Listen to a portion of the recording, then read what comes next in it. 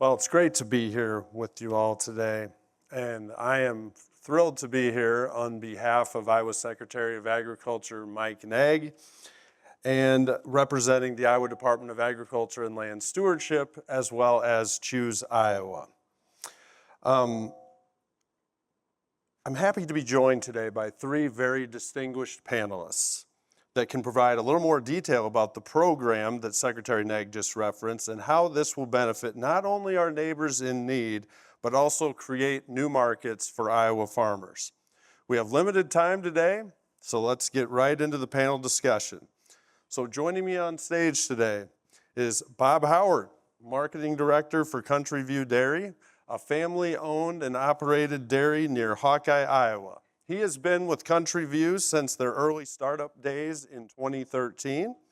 And Bob is responsible for leading all marketing and sales activities, including festivals and shows, tours, and the farm's retail store.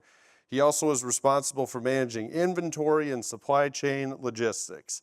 Bob serves on the Fayette County Dairy Promotion Board and volunteers in disaster and humanitarian relief all over the U.S. and internationally.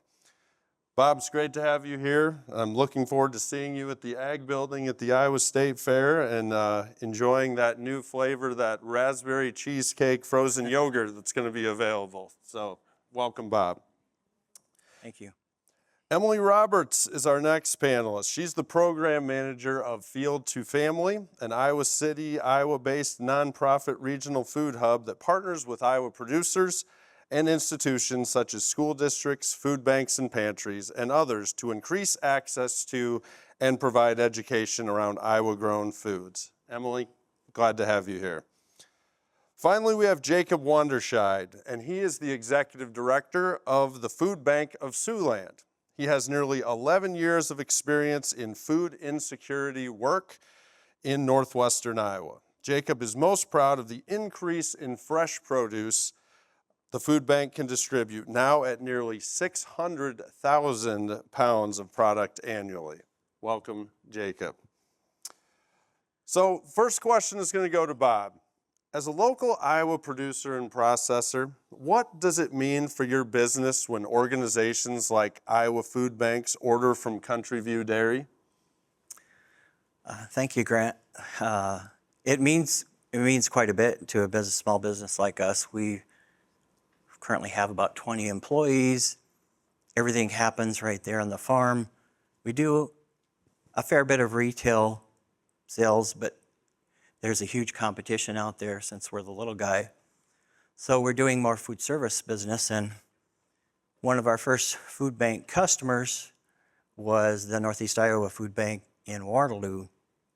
They had received some grant funding many years ago. I just saw an article in the paper and reached out to Barb over there, and we got something started where they were able to purchase yogurt at a discount versus getting product that only had maybe 1, 2, 3 days left on expiration date, and they had to rush around and try to get it to their 14 counties or so, and that just doesn't work very well with dairy products. So we've been working with them for about 8 years, something like that. And their trucks come right to our dock since they're going right by anyway on Highway 18. We can send it in milk crates and not have all this cardboard, so it's more environmentally friendly that way. And we can recycle that way as well. So it's meant a lot, and not only that program, but through some different, I can't remember all the acronyms, but government programs for local food, for food banks over this last year has really increased our volume, and we've been able to work with a few food banks here in central Iowa, and then through food hubs, we've been working with other food banks in the Quad Cities and Dubuque, and some far reaches that we can't do with our one single refrigerated truck. So it's meant quite a bit. Thank you. Encouraging to hear the success of some of those programs and how you've experienced that. Mm-hmm. Moving to the end of the panel here, Jacob, will you please describe the value you see in being able to provide the families in need that you serve with food that is grown, raised, and made here in Iowa?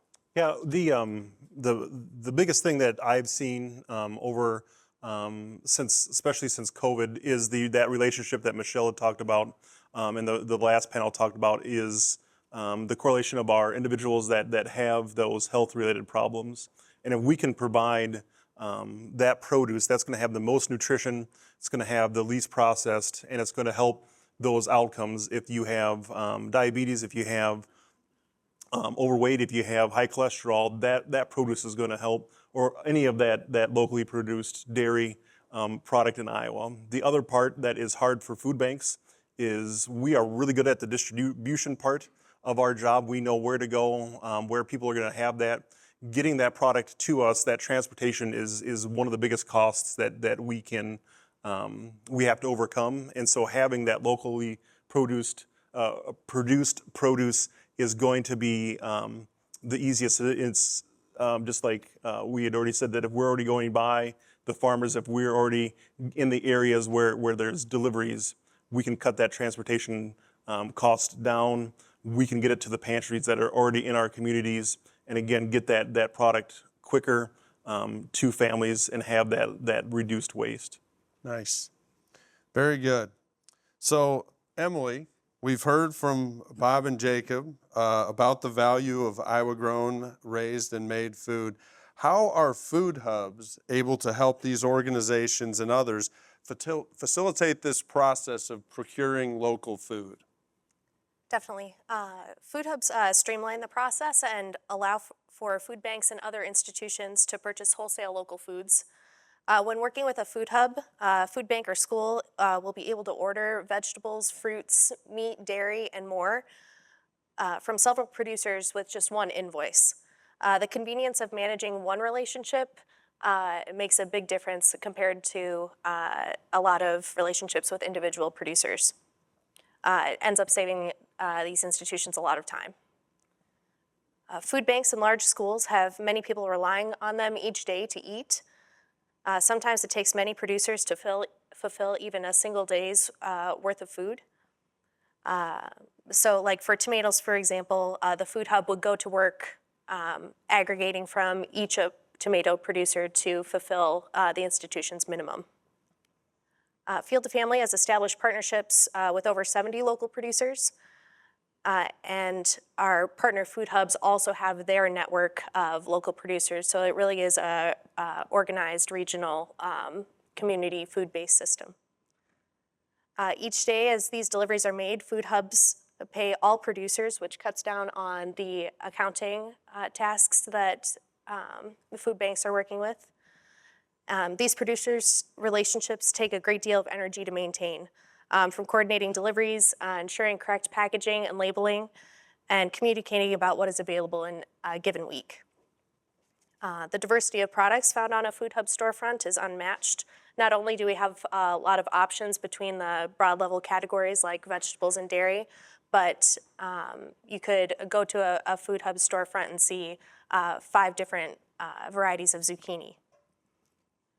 The expansive variety creates varied diets and contributes to sustainable agriculture in our state as well.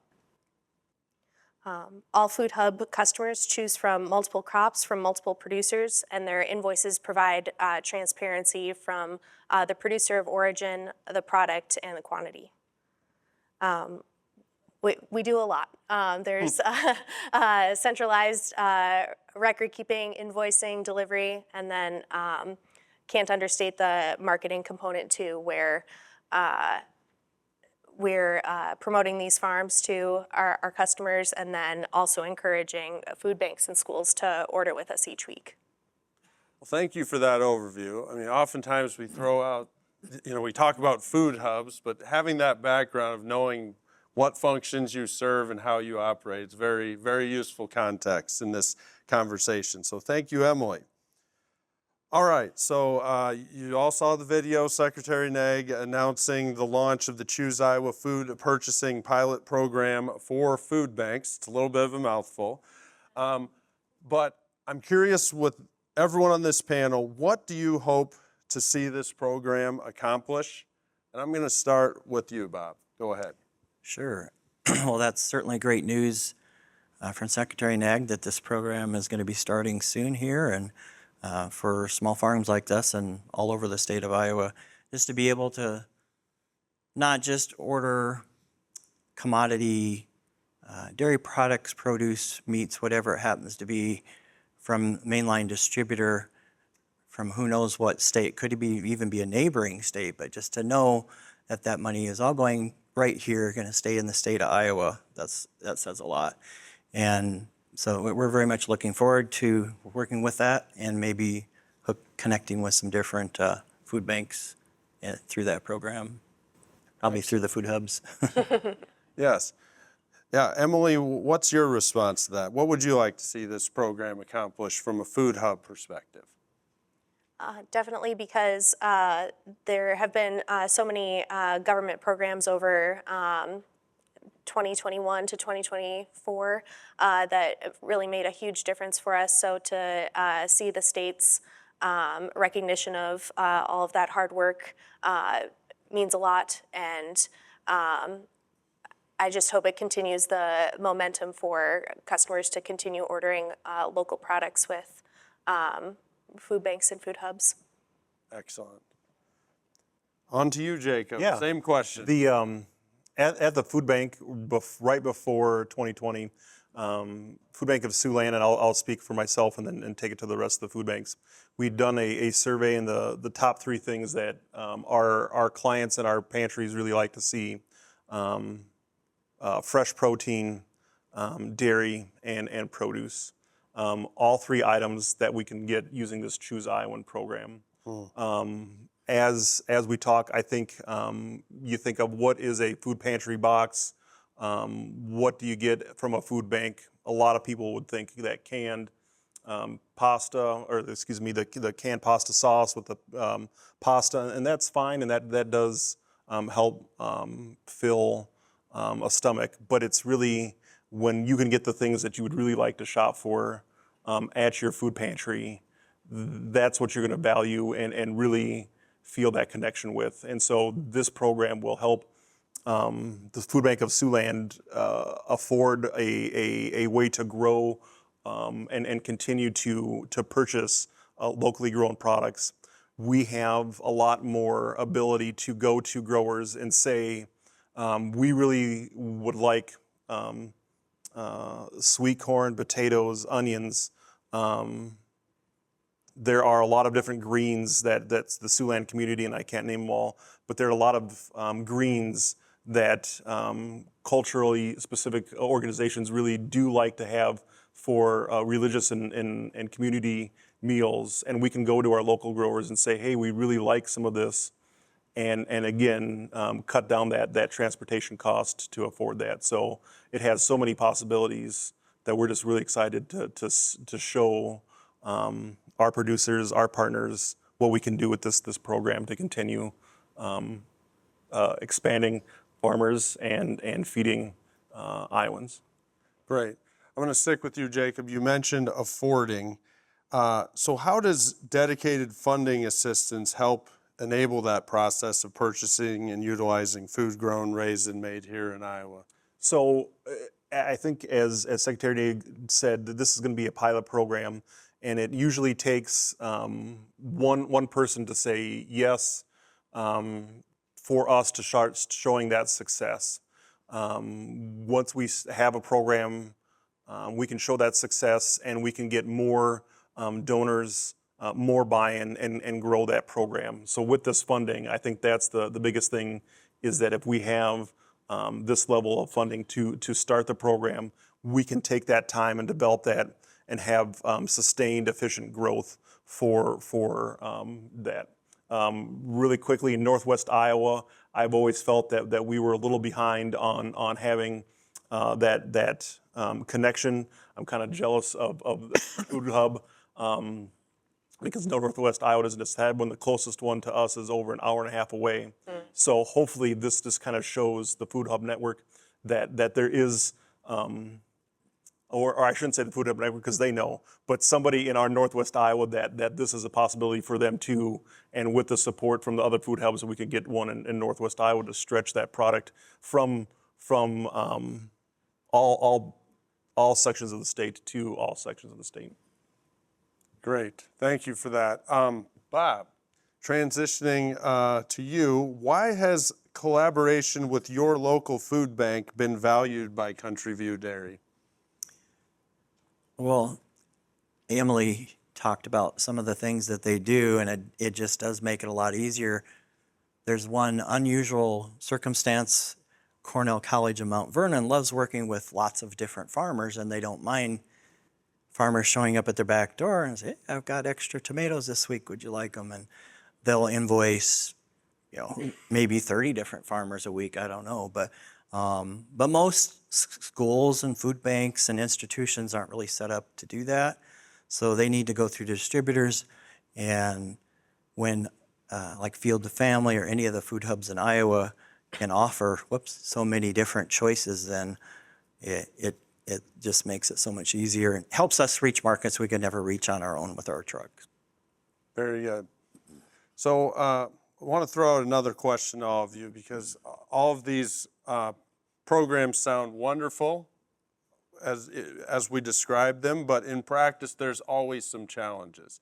So I'm just curious, what challenges have you encountered in utilizing or procuring local food from Iowa? And Jacob or Emily, you're welcome to start on this one.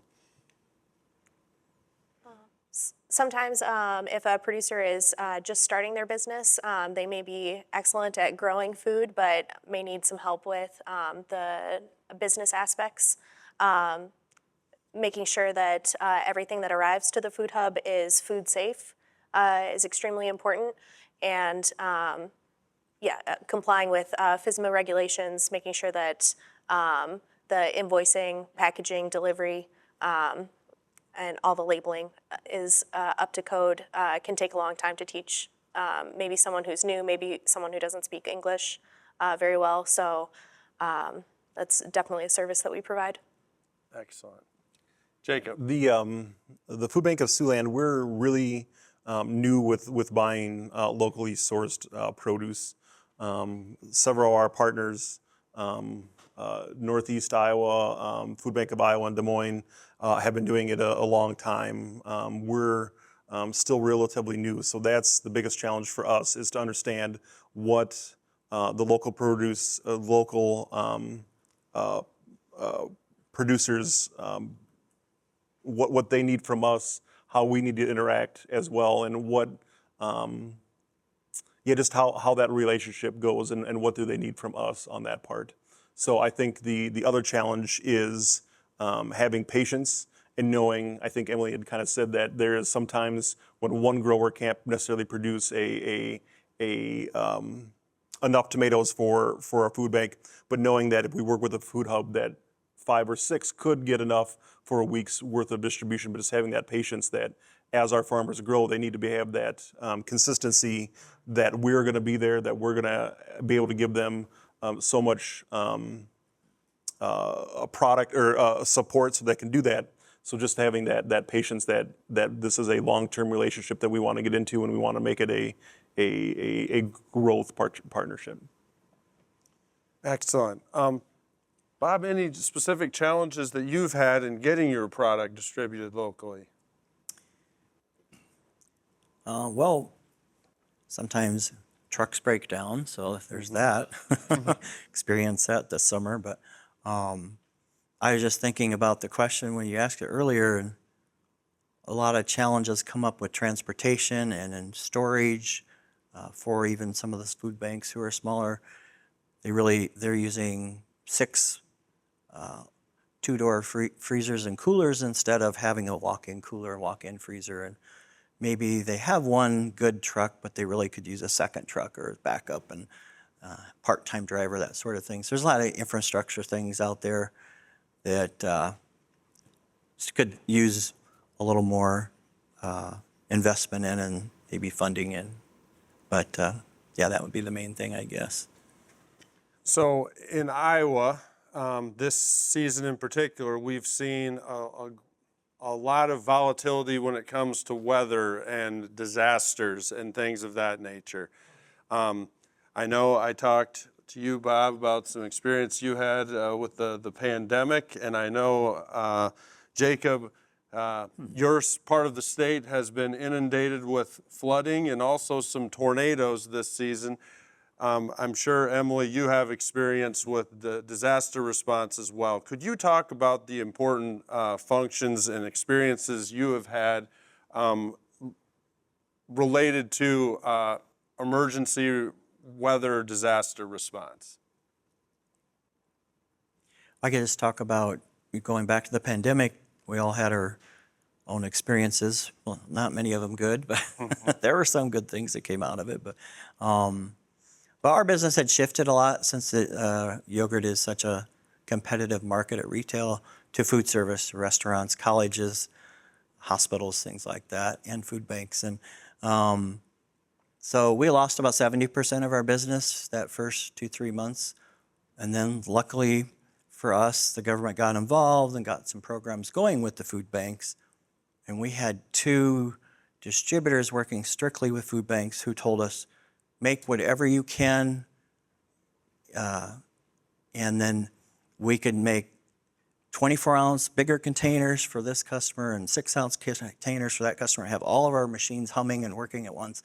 So we maxed out our plant for, I don't know if it was 3, it was close to 6 months, and then ended the year up 30%. So who would have thought? But it didn't look that good in April or May, but so that was amazing. And then we still have some relationships with those food banks that we met through that program. So, thank you. That's that's remarkable. Jacob, just tell us where things currently stand with the flooding situation in Northwest Iowa and your food bank's response. So right now in Northwest Iowa, we did receive something like 17 inches of rain over a period of time, which resulted in flooding at the beginning of July. We are all, for the most part, dried out and are really just looking for that recovery period. So we are out of the kind of disaster immediate portion. In Siouxland, we really rely on the Salvation Army and the Red Cross to be immediate responders and help people as the water is in their house until it gets out. And now we are looking for that long-term solution, and that's where the food banks come in, and we really play a backup role and support. For the most part, we are still seeing what the need is. We've had 2 distributions in Sioux City, and then that were additional 3 in our communities in Northwest Iowa, and we'll continue to monitor that as it goes. In past times when a whole community has been leveled through a tornado, it can take up to a year before we really see a long-term recovery on that. So we've had really good support with our fellow food banks and our donors, and we'll continue to monitor and work with that before. So again, the Choose Iowa program comes at a really good time that as there is that locally grown product, we can get that to the hands of the people that need it the most when they've needed it the most. Excellent. Anything to add on that front, Emily? Yeah, I think about how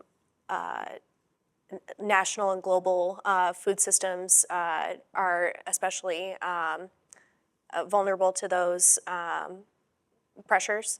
And when you have your local food system to rely on, we are able to respond quickly and really feed a resilient system. Excellent. I'm going to give you each 30 seconds for any closing response that you would like to share with this group. Anything about your particular organization or business, or any closing thoughts on the program. So, Bob, I'll have you start us today. thanks, Grant.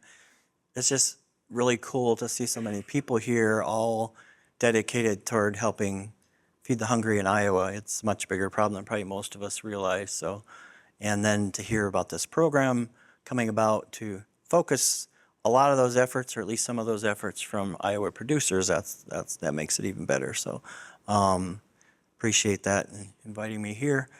And if you go to the Iowa State Fair next week, check out the frozen yogurt at the Midwest Dairy booth. Yeah, you had me at raspberry cream cheese, so raspberry cheesecake. Thank you. All right, Emily. For sure. Yeah, really happy to be here today. The Choose Iowa program will make a big difference for us going forward into 2025. And just want to encourage everyone to allocate part of your food budget toward local producers. You'll be able to build up your local economy, support those people, and eat some really good food. Excellent. Jacob. Yeah. So, and again, with several, with about 10% of the Iowan population in food insecurity, just want to reiterate, if you see a chance to donate to a local pantry, a food bank, see a food drive this fall, do take that chance to donate to help your impact. At least at the food bank of Siouxland, $1 equals 5 meals throughout our community. If you grow tomatoes, make sure you take that to a pantry or the food bank. Again, those little steps, we might not be able to do everything ourselves, but if we all do something, it can add up to a great result for the state of Iowa. Well, I want to thank all three of our panelists today for their tremendous insights. And on behalf of Secretary Neg, I also want to thank you for your strong partnership in this effort as well. So can we please give our panelists a hand?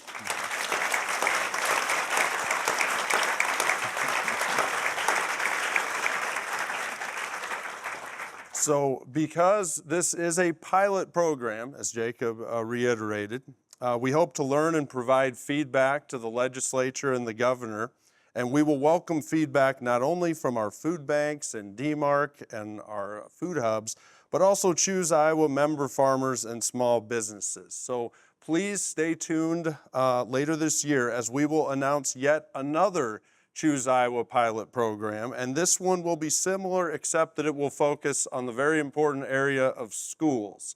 So stay tuned for that. Choose Iowa has momentum. We are continuing to add new Choose Iowa members weekly, and as each of you are looking out for options for your household, I hope that you will consider choosing local by choosing Iowa. Not only is Choose Iowa a growing brand that helps identify Iowa products, but it's also a grant program that offers several cost-share grants to help build that supply of products. Those grant opportunities will once again be available through the fall and winter, so please keep an eye out on those if you or someone you know would be interested.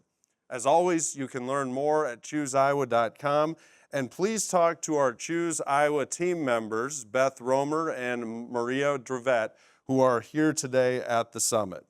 So thank you again to our great panelists. You all provide valuable insight, and thank you to the World Food Prize Foundation for hosting this wonderful annual summit. We know we have more work to do to alleviate hunger within our communities, but I'm confident that we are up to the task. Thank you all very much.